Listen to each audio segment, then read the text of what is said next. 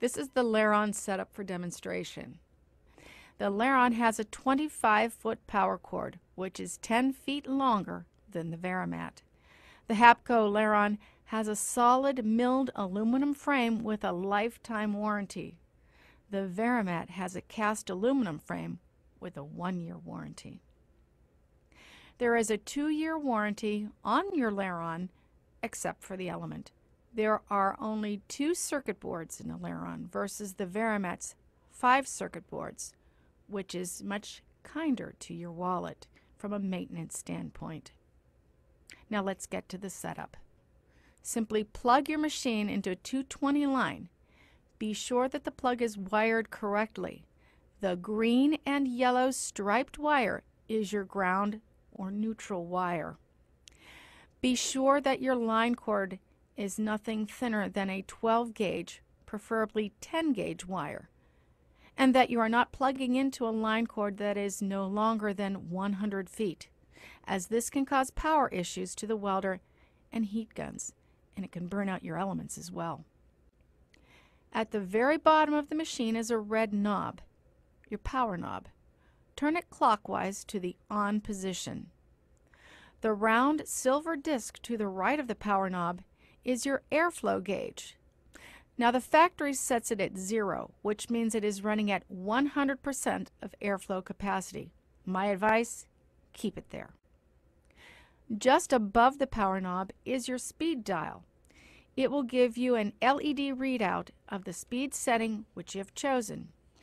If you have worked with automatic welders in the past, chances are likely you will run it anywhere from 11 to 15 feet per minute, maybe more, but let's not sacrifice quality welds for speed. To the right of the speed dial is your drive knob.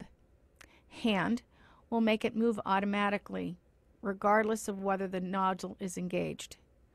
Auto means the machine will move when the nozzle is engaged and then stop when it is pulled out.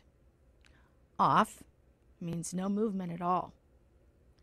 The top switch is your heat switch. Push the arrows up or down to get your desired temperature depending on the material to be welded. It is usually somewhere between 900 and 1148 degrees. Turn the knob to on. The machine will take only about 3 minutes to heat up and you'll be ready to weld. Overlap your TPO and roll your Hapco Laron into position. The pressure wheel at the back of the machine where the weights are will be on the edge or left side of the top layer. With the toe of your boot, slide the silver ball to the right to set up your front guide wheel. We call this the pizza wheel. It will be on the right side of the top edge, actually resting on the bottom layer. Once these 2 wheels are lined up, your Laron will operate in a straight line down your seam. Reach between the right side of the Laron's body and the nozzle in its upright position and make a gentle pocket for the nozzle. Be careful as you'll be close to the hot nozzle. Then pull the black knob just below the heat gun to unlock a nozzle and slide it into position between the 2 layers of membrane, and your machine will begin to move and weld. You will want to gently guide the machine if it goes slightly off track. Do not lift it. Just gently nudge it with your toe. When you come to the end of your seam, pull the heat gun nozzle out and slide it back to its locked position. It'll click into place. You always want to properly shut down your Hapco Laron just as you do your heat guns. Turn the heat switch to the off position. It was the last thing you turned on. The machine will quickly cool down, approximately 3 minutes. Once the temperature reaches 200 to 300 degrees, you can turn off the power button, the red knob, which was the first knob you turned on, and you can shut your machine down. This is a good practice to do with your Laron and your heat guns.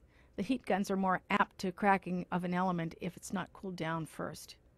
And then also your crew will know that when the machine is completely off, no one will have likelihood of getting burned.